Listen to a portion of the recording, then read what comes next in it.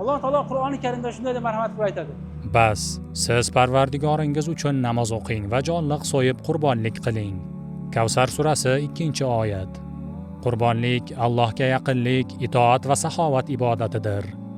Bu ibodat orqali inson nafaqat qurbonlik ado etadi, balki muhtoj insonlarning qalbiga quvonch ulashadi, hayot shodligini yetkazadi. Payg'ambarimiz sollallohu alayhi va sallam qurbonlik ibodatiga katta targ'ib qilganlar va bu amal musulmonlar orasidagi mehr-oqibat hamda birodarlikni mustahkamlovchi ulug' ibodatlardan biri ekanligini bildirganlar. Bugungi kunda dunyoning turli nochor hududlarida minglab oilalar hayotni og'ir sharoitda qarshi olmoqda. Ayrim oilalar uchun esa go'shtli taom oylar davomida yetishmaydigan ne'matga aylangan.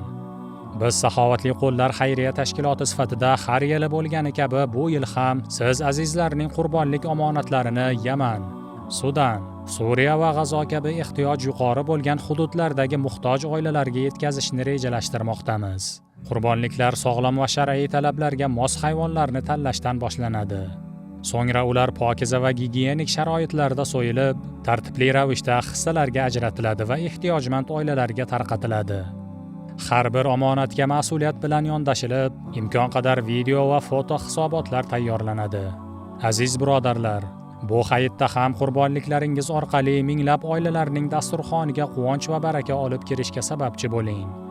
Keling, bu yilgi qurbonligingizni ham muhtoj birodarlaringiz bilan bo'lishing.